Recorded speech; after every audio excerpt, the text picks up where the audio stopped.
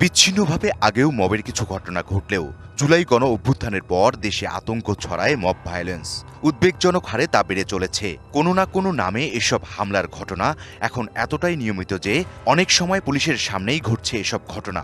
একের পর এক হেনস্থার শিকার হন অনেকেই, যাচ্ছে প্রাণও। উত্তরায় সাবেক প্রধান নির্বাচন কমিশনার KM নুরুল হুদার শারীরিক হেনস্থার ঘটনায় দেশজুড়ে তোলে সমালোচনার ঝড়। এই আলোচনা থামতে না থামতেই মব সৃষ্টি করে কুমিল্লার মুরাদনগরের কড়াইবাড়িতে মা ছেলে মেয়েকে পিটিয়ে হত্যা করা হয়েছে। আবার আলোচনায় উঠে আসে মব ভায়োলেন্স। মানবাধিকার সংগঠনগুলোর তথ্য অনুযায়ী ২০২৪ সালের সেপ্টেম্বর থেকে এবছরের জুন পর্যন্ত ২৫৩টি মব সন্ত্রাস হয়েছে। এতে নিহত হয়েছেন ১৬৩ জন, আহত ৩১২। আইন ও সালিশ কেন্দ্রের প্রতিবেদনে বলা হয়েছে ২০২৪ সালের আগস্ট থেকে ২০২৫ সালের জুন পর্যন্ত ১৭৯ জন মব হামলায় নিহত হয়েছেন। গত ১০ মাসে গড়ে ১৭.৯ জন মব হত্যার শিকার হয়েছেন, যা গত ১০ বছরের মধ্যে সর্বোচ্চ। বছরভিত্তিক মব হত্যার সংখ্যা ২০১৬ সালে ৫১, ২০১৭-তে ৫০, ২০১৮ সালে ৩৯, ২০১৯-এ ৬৫, ২০২০ সালে ৩৫, ২০২১-এ ২৮, ২০২২ সালে ৩৬, ২০২৩ সালে ৫১ জন। মব নামের এই সন্ত্রাসের ক্ষেত্রে অতীতের সাথে বর্তমানের যোগসূত্র রয়েছে বলে মত বিশেষজ্ঞদের। কোনোভাবেই একজন ব্যক্তি নিজের হাতে আইন তুলে নিয়ে আরেকজনকে শাস্তি দিবে, শায়েস্তা করবে, এই সংস্কৃতি বা এই বাস্তবতার পথে হাঁটা যাবে না। তাহলে আইনের শাসন বাংলাদেশে যতটুকু আছে সেটাও থাকবে না। আর নিজের হাতে আইন তুলে নেয়ার সঙ্গে জড়িতদের আইনের আওতায় আনার কথা জানিয়েছে পুলিশ। মব ভায়োলেন্স এটি কোনো মতেই সমর্থনযোগ্য নয় এবং এটি আইনের একেবারেই কিন্তু সুস্পষ্ট লঙ্ঘন। তো যারা মব ভায়োলেন্স করেছে তাদেরকে কিন্তু আইনের আওতায় নিয়ে আসা হচ্ছে এবং ভবিষ্যতেও যদি এ ধরনের কর্মকাণ্ড কেউ করতে উদ্যত হয় তাহলে তাকে অবশ্যই তার বিরুদ্ধে আইনানুগ যে ব্যবস্থা সেটি গ্রহণ করা। মব ভায়োলেন্স এখনই নিয়ন্ত্রণ করা না গেলে সমাজের জন্য ব্যাধি হয়ে দাঁড়াবে বলেও মনে করছেন বিশেষজ্ঞরা। ইকবাল অনিক, DBC নিউজ, ঢাকা।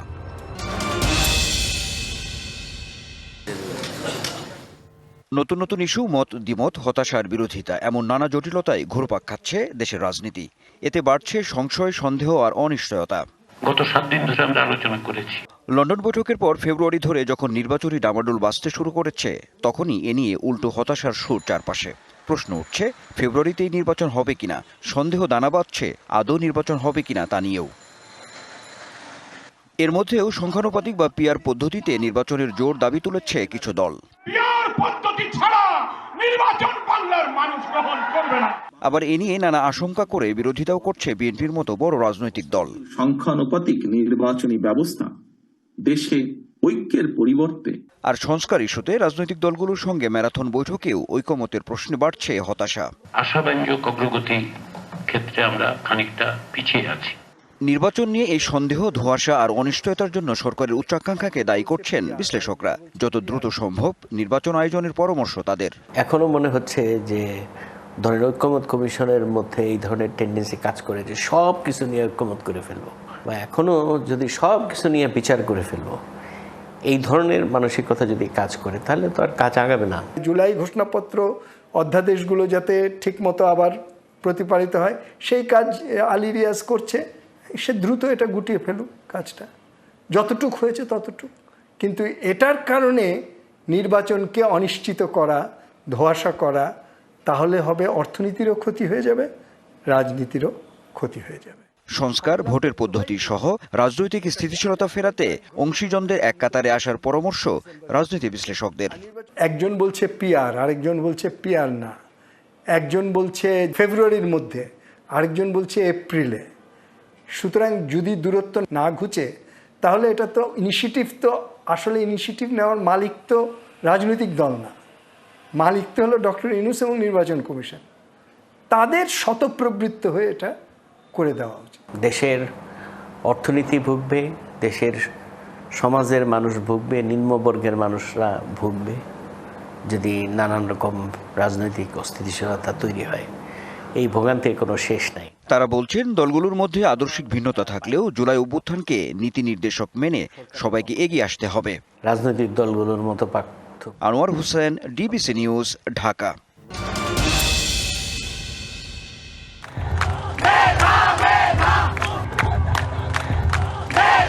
কোটা সংস্কার আন্দোলন সবচেয়ে গতি পায় 14 জুলাই। সাবেক প্রধানমন্ত্রী শেখ হাসিনার এক মন্তব্য আরও উস্কে দেয় আন্দোলনকে। উত্তাল হয়ে ওঠে দেশ। ঢাকা বিশ্ববিদ্যালয়ের রোকেয়া হলের গেট ভেঙে মাঝরাতে বেরিয়ে আসেন শিক্ষার্থীরা। তারপর ইতিহাস, বুলেট, বোমা, কোনো কিছুই ভয় করেননি নারীরা। ঢাল হয়ে দাঁড়িয়েছেন মিছিলের সামনে। সবসময় ফ্রন্টে তাদেরকে দেখছি, তাদেরকে আসলে ঢাল হিসেবেই দেখছি আমরা সব মিছিলে। বাট এটার পরে দেখা গেছে যে আসলে এই ঠিক জুলাইটা শেষ হওয়ার পর অগাস্ট থেকে যদি আমি বলি, আফটার 5th অগাস্টে আসলে বিভিন্ন জায়গাতেই বা টপ জায়গাতেই আমরা নারীদেরকে দেখতে পাইনি। কি পরিবার, কি সমাজ, চোখ রাঙানি উপেক্ষা করে রাজপথ কাঁপিয়েছেন নারীরা। স্লোগানে স্লোগানে প্রকম্পিত করা জুলাই যোদ্ধারা এখন করেন সেই সব স্মৃতিচারণ। 4 তারিখ বিকালে দেখতেছি যে ফার্ম গেট থেকে রিক্সা নিয়ে মানে আহত মানুষ আসতেছে, বুকে গুলি, হাতে গুলি, চোখে গুলি। কি অদ্ভুত! মানে আমি ওটা দাঁড়া দেখতেছিলাম এবং আমার বিশ্বাস হচ্ছিল না যেটাকে একটা সিভিল ওয়ার। মানে আমার দেশে আমারই পুলিশ, আমার টাকায় বেতন নেওয়া পুলিশ আমাকে এইভাবে গুলি করতেছে কেন? 6 তারিখ থেকে কিন্তু আন্দোলনের মাঠে পুরোদমে ছিল মেয়েরা, এবং যখন ছাত্রদের উপরে এক ধরনের পলিটিক্যাল প্রেশার তৈরি হতে থাকে তখন মেয়েরা কিন্তু মাঠ দখল করে নেয়। যার একটা উদাহরণ বলা যায় 14 জুলাই। আমরা মেয়েরা হাজারে হাজারে কিন্তু আমরা রাস্তায় নেমে এসেছে। তবে কেন এখন সেই সব নারীরা আড়াল হয়ে যাচ্ছেন প্রতিনিয়ত? জুলাই মাসের পরে যেটা হয়েছে, সামাজিক যোগাযোগ মাধ্যমকে এত বেশি আসলে মেয়েদের প্রতি নেগেটিভিটি, মেয়েদের প্রতি নোংরা কালা ছুড়াছুড়ি, তাদের ভিডিও শর্ট ক্লিপ করে ফেসবুকে বিভিন্ন পেজের মধ্যে ছাড়ার এই ছোট ছোট ছোট ছোট অনেকগুলো বিষয় আছে যেটা মেয়েদের কালেকটিভ সাইকোলজির উপর খুবই নেগেটিভ প্রভাব ফেলেছে। যারা রাজনীতিতে ছিল তাদের জায়গাও আসলে সংকুচিত করার এক ধরনের চেষ্টা করা হচ্ছে। কিছু কিছু রাজনৈতিক দলকে আমরা দেখতেছি 30% নারী সদস্য লাগবেই নির্বাচন করতে হলে। সেই কারণে হচ্ছে যে মেয়েদেরকে কিছুটা একনলেজ করা হচ্ছে। সমাজে নারীর অধিকার এবং এজেন্সি নিশ্চিতে কাজ করতে হবে সর্বস্তরের মানুষকে, এমনটাই মনে করেন জুলাই আন্দোলনের নারীরা। ইশরাত জাহান উর্মি, ডিবিসি নিউজ, ঢাকা।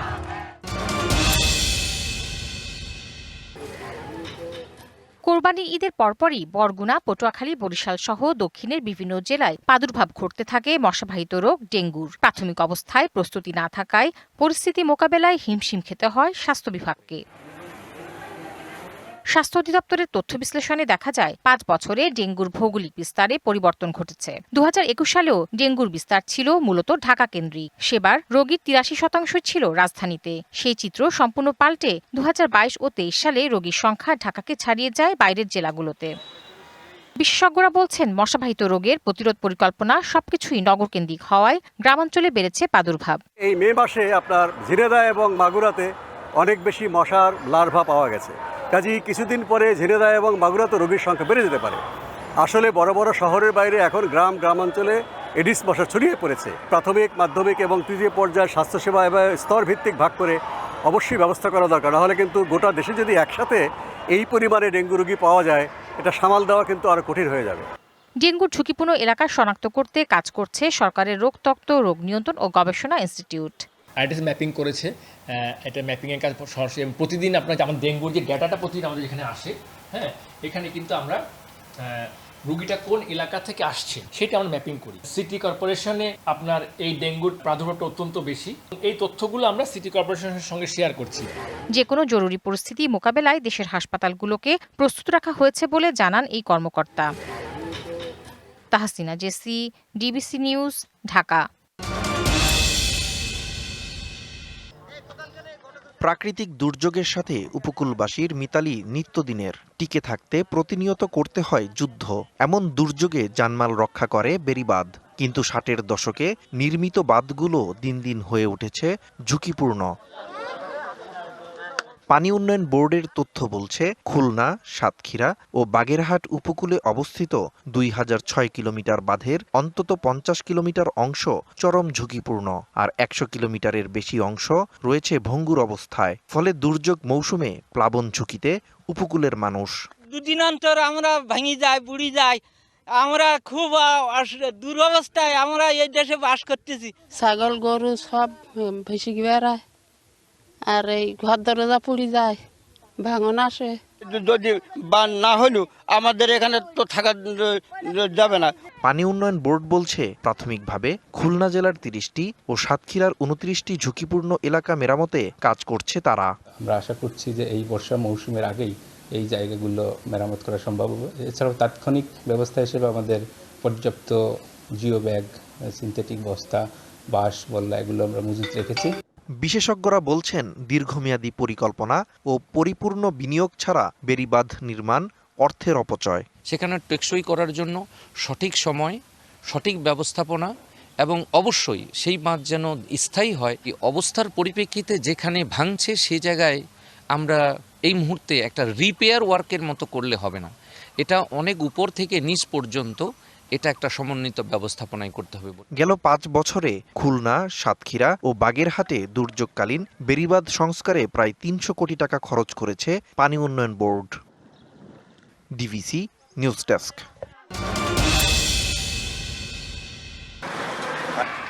ভোলা শহরের বুক চিরে বয়ে চলা বেতুয়া নদী একসময় ছিল প্রবল স্রোতস্বিনী। কালের বিবর্তনে সেটি পরিচিত হয় ভোলা খাল নামে।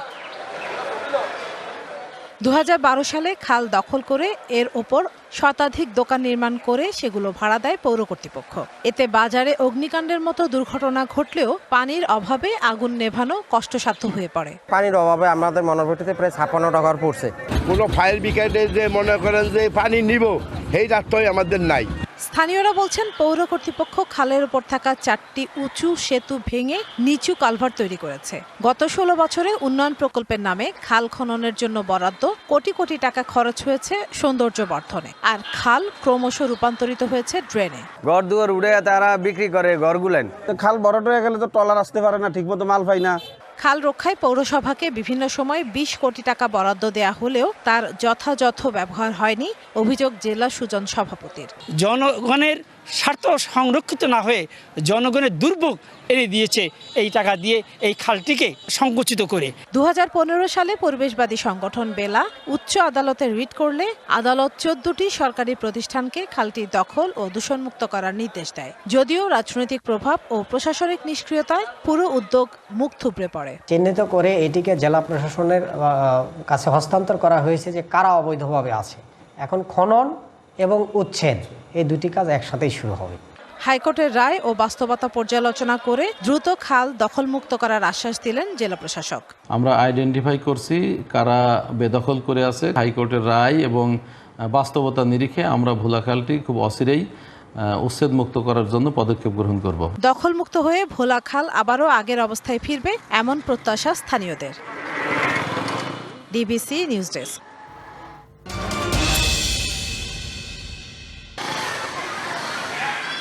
ক্লাসরুমই যেখানে প্রাথমিকের কোমলমতি শিশুদের আতঙ্কের কারণ, এটি কুড়িগ্রামের সুভারকুটি সরকারি প্রাথমিক বিদ্যালয়ের চিত্র। প্রায়ই খসে পড়ছে ভবনের পলেস্তারা, ছাদ থেকে পড়ছে ইট সুরকি। 2001 সালে নতুন ভবন নির্মাণের পর মাঝে মধ্যে রঙের কাজ হলেও হয়নি সংস্কার। এ অবস্থাতেই ভয় আর শঙ্কা নিয়ে কোনো রকমে চলে পাঠদান। আমাদের স্কুলের অবস্থা খুবই খারাপ, জানি না কখন ভেঙে পড়ে, স্কুলের ছাদ খসে পড়ে, ভাঙাচুরা অনেক পড়ে যায়, আবার আমাদের ভয় লাগে আসতে। জেলার 1240টি শিক্ষা প্রতিষ্ঠানের শতাধিকের চিত্র প্রায় একই। দুশ্চিন্তায় শিক্ষক ও অভিভাবকেরা। সভাপক স্কুল দিয়ে পড়ালাম, যদি স্কুলটা যদি ভাঙি পড়ে সভাপক, তাহলে কি অবস্থা হবে? বাড়ির তো নিশ্চিন্তে থাকতে পাই না, যখন ভালো হবে তখন তো নিশ্চিন্তে থাকা যাবে। মাথার উপরে ভাঙা দেয়ালের একটা মরণ ফাঁদ, এই অবস্থায় এই শিশুদের জীবনের ঝুঁকি আমাদের হাতে। ওদেরকে যে আমরা জোর করে বলবো তাও আমরা বলতে পারি না, বলতে গেলে তখন এর দায়ভার কে নেবে? কোমলমতি শিক্ষার্থীদের দুর্ভোগ লাঘবে ঝুঁকিপূর্ণ বিদ্যালয়গুলোর সংস্কারের চেষ্টা চলছে বলে জানালেন জেলার প্রাথমিক শিক্ষা কর্মকর্তা। যে সমস্ত সরকারি প্রাথমিক বিদ্যালয় ঝুঁকিপূর্ণ সেগুলোর তালিকা ইতিমধ্যে আমরা ঊর্ধ্বতন কর্তৃপক্ষ বরাবর প্রেরণ করেছি, সেগুলোর কাজ খুব তাড়াতাড়ি শেষ হবে মর্মে আমি আশা করছি। সমস্যার সমাধানে দ্রুত উদ্যোগ নেবে প্রশাসন, এমনটাই প্রত্যাশা জেলাবাসীর। DBC news desk.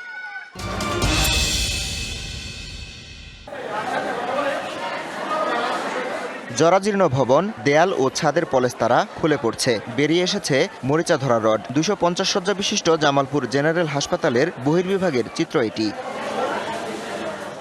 1961 সালে 29 কক্ষের একতলা এই হাসপাতালটি নির্মাণ করা হয়। পরে 250 শয্যায় উন্নীত হলে পুরনো ভবনটি বহির্বিভাগ হিসেবে ব্যবহার শুরু হয়। 2021 সালে গণপূর্ত বিভাগ ভবনটি মেয়াদ উত্তীর্ণ এবং অতি ঝুঁকিপূর্ণ ঘোষণা করে। এরপরও আবাসিক চিকিৎসকদের চেম্বার, টিকিট কাউন্টার, প্যাথোলজি বিভাগ ও মূল্যবান যন্ত্রপাতি রাখা এই ভবনেই। বহির্বিভাগকে পরিত্যক্ত ঘোষণা করলেও বিভিন্ন জটিলতার কারণে নতুন কোনো ভবনে এই সেবাকে স্থানান্তরিত করা যায়নি। মাঝে মাঝেই আমাদের মাথার উপরে যে পোস্টারওয়ালা ভাঙে পড়ে, সামান্য বৃষ্টিতে আপনি দেখবেন আউটডোরে বিভিন্ন জায়গাতে পানি পড়তেছে। প্রতিদিন 1,500 রোগী জীবনের ঝুঁকি নিয়ে সেবা নেন এখানে। এই অবস্থা যদি বেশি দিন চলতে থাকে তাহলে যে কোনো সময় বড় ধরনের একটা বিপর্যয় ঘটতে পারে। তো এই দুর্ঘটনা যদি ঘটে যায় সেক্ষেত্রে এটার দায়ভার কে নেবে? বিকল্প ব্যবস্থা না থাকায় বাধ্য হয়েই এই ভবনে চিকিৎসা দেওয়া হচ্ছে, জানালেন হাসপাতালের সহকারী পরিচালক। নতুন ভবন নির্মাণ করার জন্য আবেদন করেছি বেশ কয়েকবার এবং সর্বশেষ আমরা গত 9/4 তারিখে একটা আবেদন করেছি, যেটা ইতিমধ্যে মন্ত্রণালয়ে পৌঁছেছে এবং ওনারা সিদ্ধান্ত দিবেন আমাদের এখানে ভবন করে দেবেন কিনা। তবে ঊর্ধ্বতন কর্তৃপক্ষের অনুমতি ছাড়া এ বিষয়ে কথা বলতে নারাজ গণপূর্ত বিভাগের নির্বাহী প্রকৌশলী। সিভিল অফিস থেকে পারমিশন নিয়ে আসতে, আমি সিভিল থেকে লিখিত নিয়ে আসেন যে আমি এটা চাই, ওনারা লিখিত ঠিক আমরা দিব। হাসপাতালের কর্মকর্তা, কর্মচারী ও রোগীদের নিরাপত্তায় ভবনে সেবা কার্যক্রম বন্ধ করে নতুন ভবন নির্মাণের দাবি স্থানীয়দের। DBC news desk. 3 দশকেরও বেশি সময় ধরে আধুনিকতার ছোঁয়া লাগেনি ঝালকাঠি জেলা বাস টার্মিনালে। বর্ষায় কাদা পানিতে একাকার আর শীত মৌসুমে ধুলাবালিতে নাকাল হতে হয় যাত্রীদের। 1988 সালে 1 একর জমিতে স্থাপিত হয় এটি। অভ্যন্তরীণ 8টি রুট সহ দক্ষিণ পশ্চিমাঞ্চল ও ঢাকার সঙ্গে 22টি রুটে প্রতিদিন অসংখ্য বাস চলাচল করে এখান থেকে। টার্মিনালের বেহাল দশায় ক্ষুব্ধ যাত্রী ও পরিবহন শ্রমিকরা। মানুষ বর্ষাকালে পানি উঠে যায় এবং অনেক মানুষ অ্যাক্সিডেন্ট হয়। যাত্রী ছাউনি নাই, টয়লেট বাথরুম নাই এবং বিভিন্ন ধুলাবালি ওড়ে, যাতে যাত্রীদের অনেক কষ্ট হয় এবং এই ধুলাবালিতে অ্যাজমা রোগ হয়। অতিষ্ঠ হয়ে গেছে জনজীবন, এভাবে বাস স্ট্যান্ড আর মনে হয় কোথাও নাই। নেই বিশ্রামাগার ও টয়লেটের ব্যবস্থা। রোদে পুড়ে আর বৃষ্টিতে ভিজে গন্তব্যে যেতে হয় অপেক্ষমান যাত্রীদের। ভালো কাউন্টার নাই। এখন যারা আছে আপাতত তারা যদি উন্নত করতে বাস স্ট্যান্ডে মানুষ ভালোভাবে যাত্রী দিতে পারতাম গাড়িতে। মহিলাদের যাত্রীদের বিভিন্ন সমস্যা হইতেছে। আমাদের দাবি টার্মিনাল, আমরা টার্মিনাল ইজারা দ্বারা নেই, সবকিছু করি, কিন্তু আমাদের টার্মিনাল অবহেলিত, অবঞ্চিত। আমাদের দাবি যাতে বাস টার্মিনালটা যাতে সুন্দরভাবে এইটারে মেরামত করিয়া মানে বাস স্ট্যান্ডের পরিণত করা হোক আর কি। জেলাবাসী অচিরেই একটি আধুনিক বাস টার্মিনাল দেখতে পাবে, জানালেন পৌর প্রশাসক। যে আমাদের একটি প্রকল্প রয়েছে সিটিসিআরপি প্রকল্পে, ওখানে আধুনিক বাস স্ট্যান্ড কাম মার্কেট নির্মাণের একটা প্রস্তাবনা আমরা দিয়েছি। আমরা আশা করছি ওখানে জমি নিয়ে কোনো সমস্যা নেই, অচিরেই আমরা এই কাজটা শেষ করতে পারবো। যাত্রীদের ভোগান্তির কথা চিন্তা করে ঝালকাঠিতে একটি আধুনিক বাস টার্মিনাল নির্মাণে দ্রুত পদক্ষেপ নেবে কর্তৃপক্ষ, এমনটি প্রত্যাশা স্থানীয়দের। DBC news desk.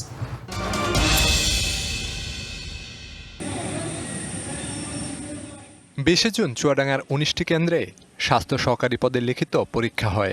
39টি পদের জন্য আবেদন করেছিলেন 13,638 জন প্রার্থী। পরীক্ষায় অংশ নেন 4,874 জন।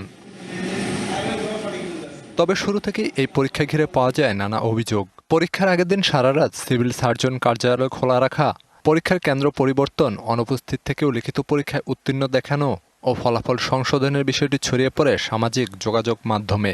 অভিযোগ ওঠে নিয়োগ পরীক্ষার স্বচ্ছতা নিয়ে। যারা গার্ড ছিল অভিযোগ করছে অনেকে যে পরীক্ষার হলে এক্সামের যে গার্ড সে হচ্ছে অ্যান্সার বলে দিচ্ছে পরীক্ষার্থীকে। যে বিশেষ ক্যান্ডিডেটকে এভাবে পাশ করানো হয়েছে, পরবর্তীতে সে আবার নিয়োগও পেয়েছে এবং একান্তভাবে হচ্ছে ভাইবা নেওয়া হয়েছে। সিভিল সার্জন অফিসে কিছু রাজনৈতিক ব্যক্তিবর্গ যে তারা হস্তক্ষেপ করছে ওই বিষয়টার উপরে, তো পরে আমার নাম কেটে ওই যার ক্যান্ডিডেট ছিল তার নাম বসাইছে।